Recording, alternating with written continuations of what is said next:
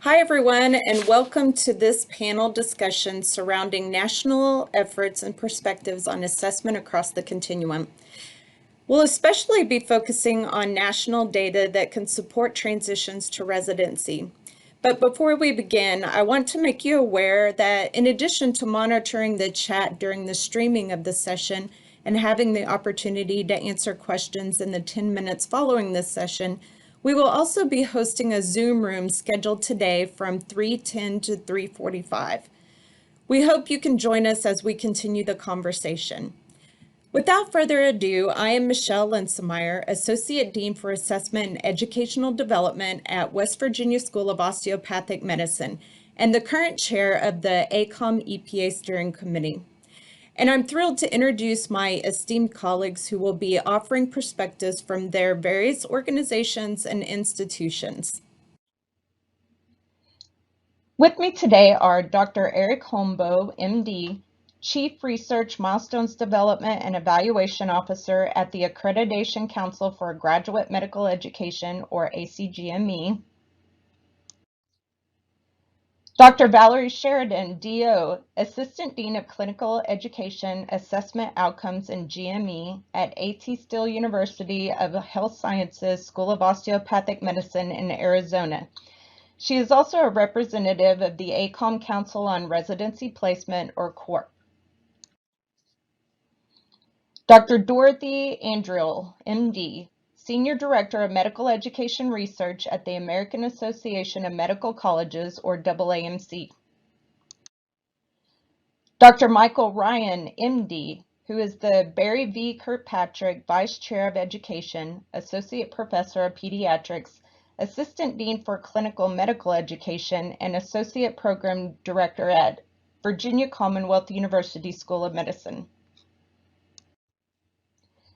And last but not least, Dr. Sally Santen, MD, PhD, Senior Associate Dean for Evaluation, Assessment, and Scholarship, Professor of Emergency Medicine, and Director of the Office of Assessment, Evaluation, and Scholarship at Virginia Commonwealth University School of Medicine.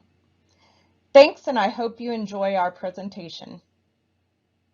Thank you for the opportunity to share some information about ACGME's data feedback program to medical schools. I'm Eric Holmboe, and I'll be walking you through this presentation. These are just my disclosures. I receive royalties from Elsevier for a textbook, and I have adjunct appointments at Yale University, Uniformed Services University, and Northwestern University. I also want to thank Drs. Kenji Yamazaki, Rebecca Miller, and Hina Shaw for their help in the data analysis and the entire Milestones and ADS teams for this project. Let me start by briefly describing the GME assessment system. I clearly work on the right-hand side. I'm in that accreditation oval, and our primary unit of analysis is the program.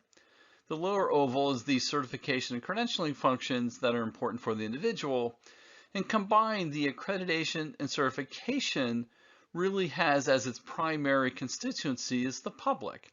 But the most important action occurs inside that rectangle. That's the residency programs for which your students will be entering. It's important to understand the assessment program and how the milestone judgments are generated. As you can see in the gray box, we hope the programs have the right combination of assessments to be able to assess all 6 general competencies. Those generate data, shown in the red D oval, that comes to the Clinical Competency Committee that creates a synthesis that is represented on the milestones. In other words, transformed into judgments.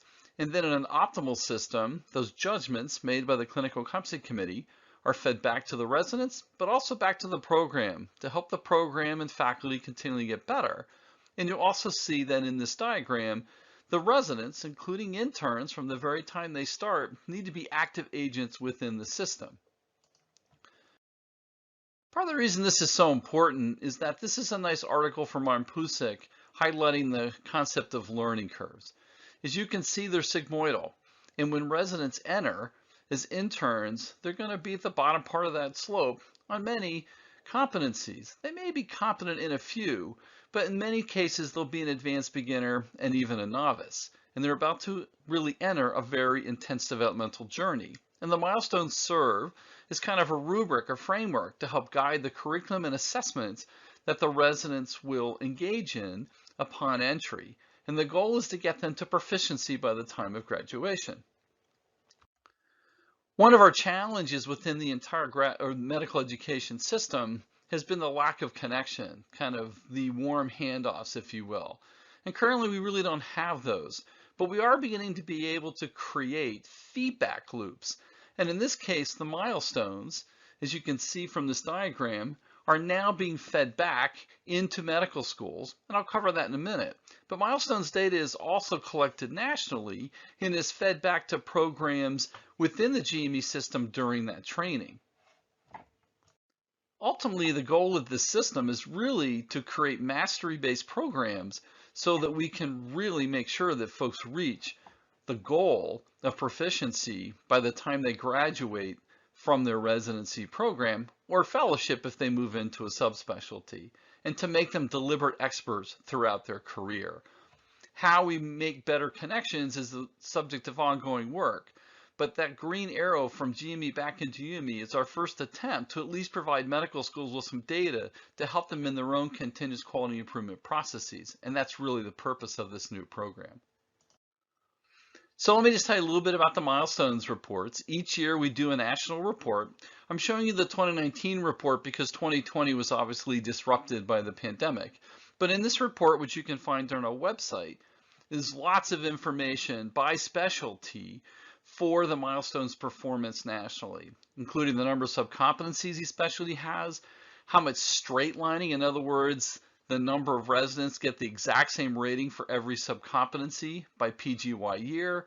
We provide box plots of the distributions of performance, and now we have something called predictive probability values for every entry-level specialty that provides training programs and program directors with information about the probability their learner will reach level 4 at any given point in time based on the judgments of the CCC.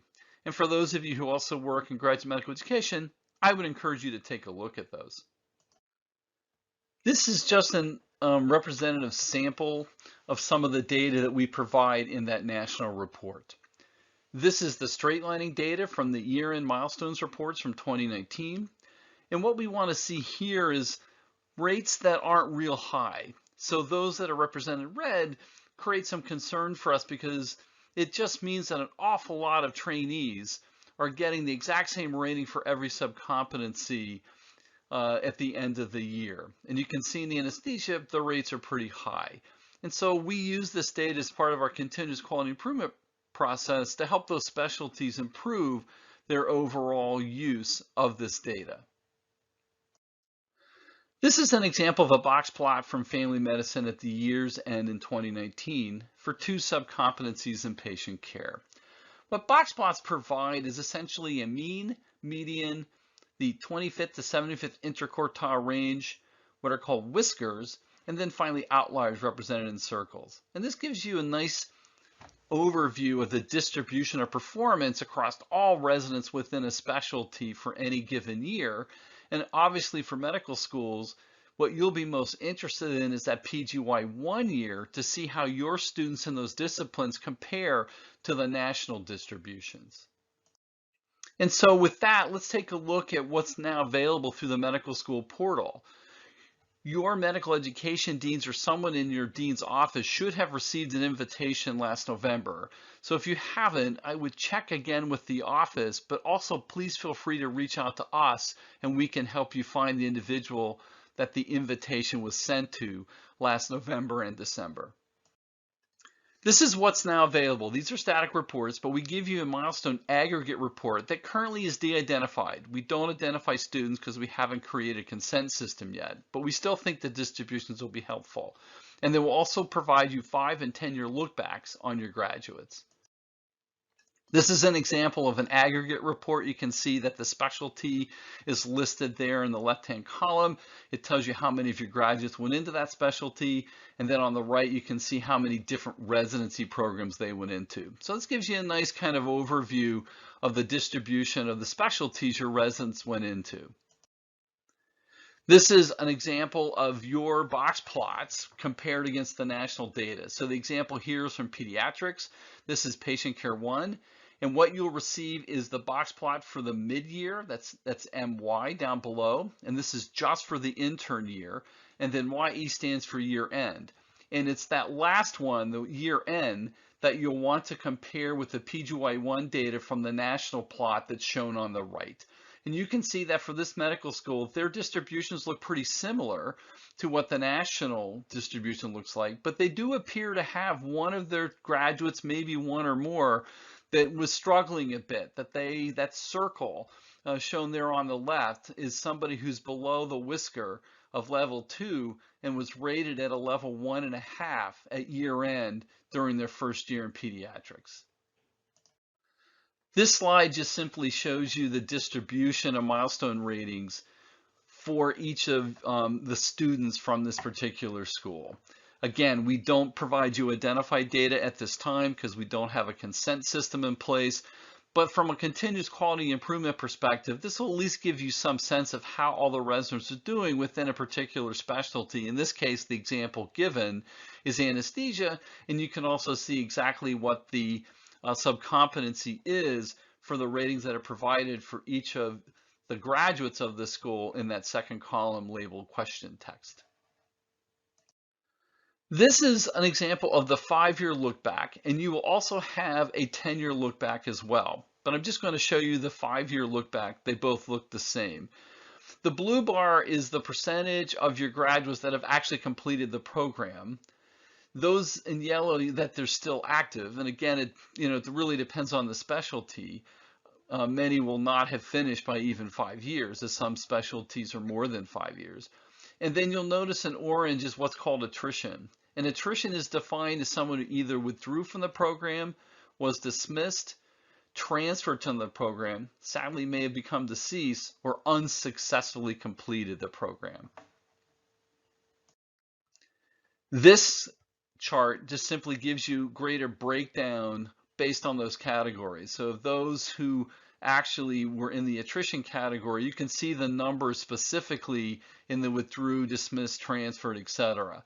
And we hope, again, this will be useful to you to see how your learners are doing from a CQI process. That's really the purpose here. This is just a look back at the ultimate completion rate. Again, blue means they completed successfully. The yellow means they're still active, and it'll really depend on the specialty. So thank you for this opportunity to speak with you today. I look forward to your questions. Hello, I'm Dr. Valerie Sheridan. During the unprecedented time of severe disruption to osteopathic medical education due to the COVID-19 crisis, ACOM responded early in 2020, empowering new adaptive working groups of clinical leaders to addressing emergent issues that were arising from the challenges in medical education resulting from the pandemic. Charged with specific tasks, these working groups collaborated. Of the initial groups, the Transformation Working Group brought together clinical leaders from various colleges of osteopathic medicine. The Transformation Working Group focused on the clinical education consisting of curricular delivery and clerkship rotations for the 3rd and 4th year medical students. We address multiple issues. The lack of experiential learning without in-person rotation experiences led to designing a hybrid model of curricular delivery and skills experience through distance learning. These models were created for schools to utilize didactic experiences with clinical experiences as they became available for student rotations. The students throughout this academic year have utilized these hybrid models. Through continuous evaluation and modification, it quickly became clear that there were challenges to these models. Preceptors and students became exposed or diagnosed with COVID midweek and inexperience. Rotations were canceled, there were fewer opportunities for procedures, or there was minimal interaction with the students on distance learning, with many skills missed or difficult to address virtually. Another challenge included the inability for the students to take the Commonwealth Level 2 PE exam. Without this summative skills assessment for many students and the lack of an in-person experiences at the beginning of the pandemic and into this academic year, concern rose for the students being fully prepared to graduate and begin residency. Many of us heard from program director colleagues that these students might need more time to catch up when in residency. Therefore, the working group decided to create a foundational resource that colleges of osteopathic medicine could access as a tool for enhancing knowledge and skill preparation for their transition to residency. With different osteopathic college missions, varied resources at each school, and many geographically distributed models, it was important to create something that would be beneficial to all schools. The ACOM Clinical Education Transformation Working Group compiled curricular elements and resources for fourth-year medical students to prepare for the transition to residency. The group initially reviewed the AAMC's core EPAs, the GME Milestones, and specialty-specific resources as baseline standards for residency preparation expectations. Collectively, the working group decided on using the EPAs as a foundation for student awareness and review of curricular elements in medical knowledge, osteopathic and clinical skills application, and professional identity formation. We identified that many schools had not fully implemented EPAs into their curriculum. Once the curricular elements and learning resources were organized, the information was uploaded onto ACOM's learning management system, Moodle. Individuals from each College of Osteopathic Medicine are able to access this resource utilizing any or all items included for residency readiness preparation. As displayed in the bottom left of your screen, when you enter into this site, the resources are organized by curricular elements, EPAs, highlighting a minimum threshold a student is expected to achieve to be considered entrustable to enter the workforce on day one of residency. Various resources can be found within each of the EPA curricular element sections. There are osteopathic resources, scripts, case studies, quizzes, links, and other items for use. Our focus remained on the preparation of a well-rounded graduating osteopathic physician, not specific to any individual specialty. However, individually or collectively, these resources can be used by each school to meet and fill their individual student gaps and needs, or they can be used if the school wants to create a variety of residency readiness programs by discipline. To date, some schools have created simulation workshops and assessment activities for their graduating students. This slide is just to give you an example of how ATSU SOMA operationalized this resource this year. Our residency readiness team of faculty and administration created a 2-day workshop based on practicing key skills outlined in the core EPAs. Our intent was to create or increase awareness, understanding, and build confidence levels amongst the students. The workshop was a mandatory 2-day event for the students to practice key skills and learn new ones in a fun and safe environment. The students were provided preparation materials for independent study a few days prior to their online day. The first day consisted of online synchronous discussions and activities with a faculty facilitator going over safe patient handoffs, organizing and leading impromptu teams, communication skills, patient safety concerns, answering pages, and calling consults. The second day of activities was in person in small cohorts of 10 students or less. This was an active live session with multiple facilitators and standardized patients. The day included individual patient encounters, oral presentations, note writing practice, hands-on skills stations for ultrasound-guided IV, bag valve mask and CPR, central line placement, sterile technique practice, and team-based simulations. It was a full day of activities that ended with a small celebration. This was well received and appreciated by the students. We look forward to future events with possibly more substantive decisions on advancement in the future. Thank you so much for inviting me to update you on the AAMC core EPAs. I have no conflicts of interest to report and no disclosures. I am a full-time employee of the AAMC. Entrustable professional activities, or EPAs, were framed in 2005 as a pragmatic tool to translate competency-based medical education into daily practice. In 2013, the AAMC convened a panel to define a set of activities that entering residents should be ready to perform on day one of residency without direct supervision. This list of 13 core EPAs was published in 2014. The AAMC supported 2 initiatives to test the feasibility of implementing the core EPAs in a competency framework. I'll describe each of these initiatives, which are both ending in June 2021, and then I'll briefly update you on the AAMC's Resident Readiness Survey pilot. EPAC, or Education in Pediatrics Across the Continuum, has tested the feasibility of time-variable, competency-based UME and GME progression based on demonstration of defined outcomes. The 4 participating institutions, shown here on the right, share a set of guiding principles with some site-specific differences in implementation. Years of planning for this study preceded implementation and involved multiple certifying and accrediting bodies, as well as the NRMP, as shown here. So how does EPAC work?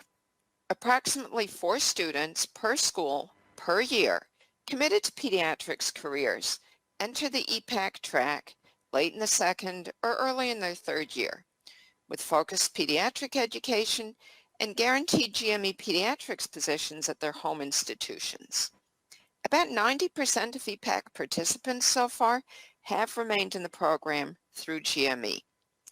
All schools started implementation together at the same time for all core EPAs. Students receive multiple EPA assessments on a weekly basis. On LICs, students receive up to 200 EPA assessments over the course of the clerkship. And these EPA assessments are formative feedback only, not part of grades. Summative entrustment decisions made by competency committees are authentic decisions. The competency committee reviews multi-source data, including WBAs, to determine student readiness to perform core EPAs, except EPA 12 procedures, under indirect supervision as a criterion for advancement to GME. The student must also meet school graduation requirements to advance. EPAC has demonstrated the feasibility of making UME to GME advancement decisions using the core EPA's competency framework, and it has also demonstrated the feasibility of time-variable advancement to GME, with students generally, but not invariably, ready to advance to GME months prior to the spring of the 4th year. The second AAMC initiative I'll discuss is the Core EPA's pilot project. The goal of this project has been to test the feasibility of implementing the Core EPA's framework in the path to medical school graduation for all students, not a specialty-specific subset. The 10 pilot schools started planning in 2014 and started implementation activities in 2015. Like EPAC, the schools have shared guiding principles, and there are site-specific differences in aspects of implementation. Shown here are the 10 participating schools. They are diverse regarding mission, geographic location, size, and ownership. So how has the Core EPA pilot worked? So at 9 schools, it has included all students in each class, and at 1 school, only a subset of students in a single class was included. The time frame for initial implementation varied across the 10 schools, as shown. The number of EPAs for which curricular content and assessments were implemented ranged from 4 to 13 per school, but with the same EPAs implemented for all students at a given school. EPA assessments are formative with an emphasis on WBAs. These are requested and collected on a voluntary basis and not used for grades. None of the pilot schools have LICs, and we've observed relatively lower numbers of WBAs completed for most EPAs compared to the numbers observed in EPAC. Trained entrustment groups have made theoretical summative entrustment decisions for their graduating students. These decisions are for program evaluation purposes only, not for promotion or graduation decisions. Over 2,400 EPA-specific entrustment determinations were made by 4 schools' trained entrustment groups for 349 students in the graduating class of 2019. Data supported many ready for entrustment decisions for some EPAs, but a paucity of data precluded ready for entrustment decisions for many other EPAs. Process improvements put in place include additional faculty development for WBAs and targeted implementation in the 4th year for selected EPAs. We are currently analyzing multi-school data for students in the graduating class of 2020, so more to come on that. Finally, I'll share with you an update on the AAMC Resident Readiness Survey National Pilot. This operational pilot is in the 1st year. Program directors were invited to complete one survey for each eligible PGY1 resident in their program. Eligible PGY1 residents are class of 2020 graduates of participating schools. Completed surveys identified by graduate name will be returned to participating schools. This brief survey includes a set of competency-based criterion referenced items, including EPAs, among others, about the graduate's readiness for PGY1 responsibilities. There's an option for open remarks, and the program directors are also asked to provide feedback on the MSPE. The survey administration is electronic, and it's timed to coincide with the first ACGME milestone reporting period. It is integrated within the existing program director workflow. The 20 to 21 operational pilot is the 1st year of the pilot. We will review this process, revise if needed, and plan a 2nd year of the operational pilot in 21 to 22. For year 1 of the operational pilot, there were about 70 participating schools, and this includes 10 ACOM member schools. Surveys were sent to program directors for about 10,000 PGY1 residents. The survey closed in the end of March 2021, so participating schools will be getting their reports later this spring. And all schools will be invited to participate in year 2 of the operational pilot. So in closing, what's ahead for the core EPAs? The list released in 2014 was definitely version 1.0. There's been lots of implementation work with core EPAs in a variety of approaches beyond the AAMC-supported initiatives. There's also been really rich debate in the literature about the 13 core EPAs as core or not, and as EPAs or not. New core EPAs have been proposed, and the Resident Readiness Survey will provide some national benchmark data on readiness of graduates in various EPAs. So, we're really looking forward to a lively discussion in the next year or two on what belongs in version 2.0 of the core EPAs. Please feel free to contact me at the email address shown. And again, thank you for inviting me to talk about the AAMC core EPAs. Hi, my name is Mike Ryan. I will be sharing several items related to our implementation experience at VCU on behalf of both myself and my co-presenter, Dr. Sally Santen. These are the 5 items we will share in our section. They've been organized from the more granular discussion of workplace-based assessments in the context of core clinical clerkships to the larger picture level of integrating competency-based frameworks across the continuum of training. The first item we will discuss is our experience incorporating core EPA workplace-based assessments into our core clinical clerkships. We assume many of you are familiar with the core EPAs, but we'll briefly review them to make sure we're all on the same page for the upcoming slides. So the core EPAs were published by the AAMC in 2014, and these 13 essential activities of new interns were designed to serve as de facto graduation competencies for medical school. Though importantly, they're not required by our accrediting body. So the 13 items include things such as history taking, order entry, and patient handovers.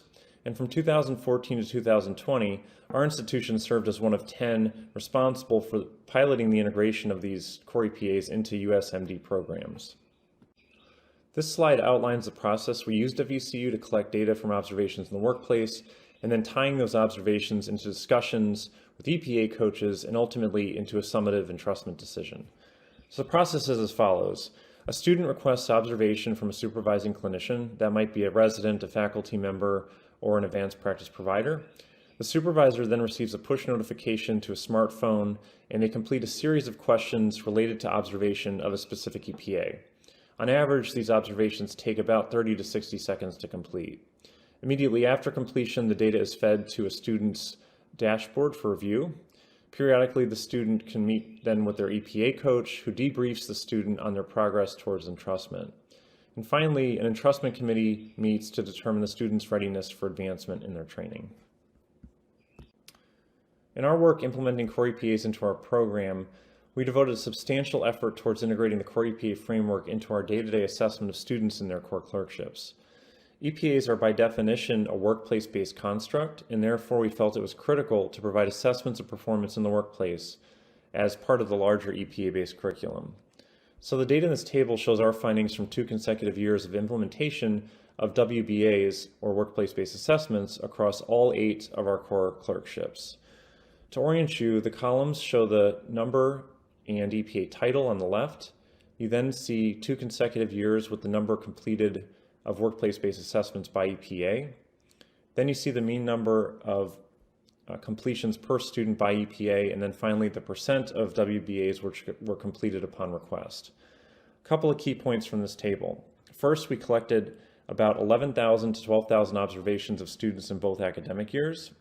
Second, you can see that a substantial number of those observations came from a few EPAs, most notably history and physical taking and oral presentation. After observing those findings in our first year of study, we then required core clerkships to focus on a couple EPAs that were less well represented. And as you can see here, we did make some progress on less well represented EPAs such as orders and prescriptions, handovers, and informed consent. And finally, the columns at the bottom show the mean number of WBAs completed per student, about 62, and the percent completed of those requested. In discussions with other EPA pilot schools, most are seeing about a 50% return when students are in charge of the quest like they were in our curriculum. So next we'll turn our focus to generalizability studies, which are a way of looking at the reliability of the workplace-based assessments we just shared with you. Before going into specifics of the generalizability studies, it's worth discussing the scales we use to assess student performance in the workplace. The 2 scales shown on this slide are 2 options for assessing learner progress towards entrustment that have been proposed at the medical school level.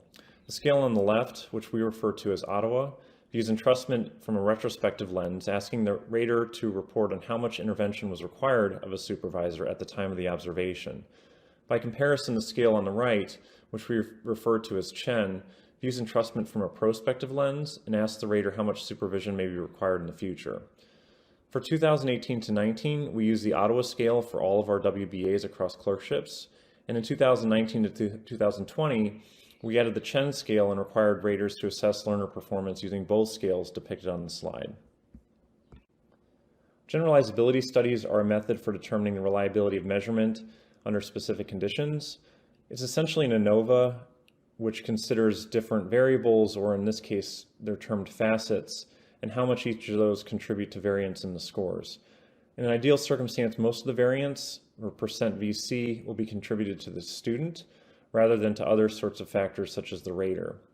A decision study typically follows from a generalizability study, and essentially the question a D study answers is how many assessments are required for a reasonable level of reliability. That is generally set at 0.7. The following is our data from generalizability and subsequent D studies conducted over our consecutive academic years shown on the previous slides. So we looked at performance of both scales for EPAs in which we had a sufficient number of observations. And then we looked at how well those scales performed when only looking at raters that completed a large number of observations. So overall, neither scales performed terribly well in our 2 years of study. As shown on the 2 tables on the left, our variance attributed to the learner was about 4 to 5% on average, meaning that most of the variance in scores could come from factors unrelated to the student's performance. For a frame of reference, a good percent variance attributed to learner is somewhere in the ballpark of 25 to 30%. As shown in the D studies pictured on these tables, the generalizability demonstrated here means we need a minimum of 30 or so observations to achieve reasonable reliability of a student's performance. Of note, on the table on the far right, you can see that in some cases, we observed a much better variance attributed to the learner when we looked at raters who observed a large number of students for some EPAs. In those circumstances, so for EPA 7 and 9, as few as 5 observations might be needed for reasonable reliability. So next we will take a step back and talk about our experience implementing fourth-year capstone and boot camps at our School of Medicine. In 2014, the Alliance for Clinical Education published a perspective paper outlining recommendations for the final year of medical school. And as shown in this paper, there were recommendations that a capstone course should be provided to all students to help them prepare for residency. And within the table in that paper are a list of a number of topics that are highlighted on the right of the slide that were points of emphasis for capstone courses. At the VCU School of Medicine, we implemented a capstone course which resembled the recommendations from the paper by Reddy et al. Featured in the previous slide. So from 2015 to present, we've offered a 1-week-long capstone course, which is divided into 2 sections. The morning sections are general sessions for all students, which has an outline as depicted in the table below. In the afternoon, we have specialty-specific quote-unquote boot camps, which are tailored to the needs of students going into various specialties. The table shown on this slide depicts a sample of one of our boot camps, in this case pediatrics. And as you can see, it ranges in topics that are all important for the entry-level intern. An important note here is that we were able to convert all of the topics covered in our boot camps to a virtual setting with COVID. And so each of our specialty-specific boot camp directors have made significant modifications to still deliver a high-quality course. The next topic we are going to share with you is our experience implementing a competency-based graduation program. This program takes into combination several of the things we've discussed on previous slides and puts them together to an early graduation track for some of our students. This slide provides an overview of our competency-based graduation program. Toward the conclusion of the basic science phase of our curriculum, students are asked to self-identify if they have an interest in the program. So on an average year, we have about 10 to 20 students who show interest out of our 200. Those students are vetted for participation and are tentatively accepted based on metrics associated with their preclinical performance, as well as a fit within the residency program of their choice. They then receive a customized clinical phase with a specific track geared towards preparation for their chosen residency. Over the course of this intense clinical year, the competency committee meets quarterly to review the progress of each student.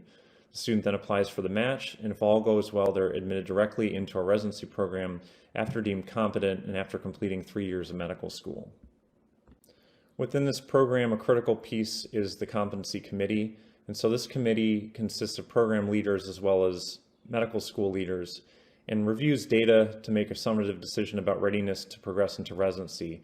We look at things such as overall grades, clinical scores, narrative comments, EPA-based assessments and narratives, and then make a decision whether or not the learner is ready to graduate based on factors such as patient care, their communication skills, and professionalism. The final piece we'll discuss here is the experience of Dr. Santen and I working with Dr. Holmboe and Yost in the ACGME and trying to provide a picture of competency-based assessment across the continuum of training.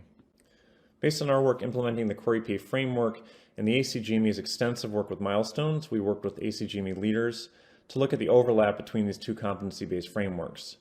The reason for this work was to envision a true continuum of training from medical school to residency graduation, and to do so it's important to consider how assessment in these phases might be integrated. So 4 of us performed a series of crosswalk exercises where we reviewed the language of Core EPAs and Milestones to look for areas of overlap. What this table shows is a sample of about half the EPAs we reviewed and several sets of ACGME milestones. As shown here, for some specialties and for some EPAs, we were able to pinpoint overlap between the frameworks. Overlap is shown by a competency identified within the columns on the table. However, what is very obvious from this table is the lack of overlap in many EPAs. Those areas in which we found no overlap are highlighted in red. And so overall, we felt that this activity illustrated an opportunity for the medical education community to consider how truly aligned UME and GME worlds were, how well they talk to each other, and some of the areas for improvement to realize a true continuum of our training.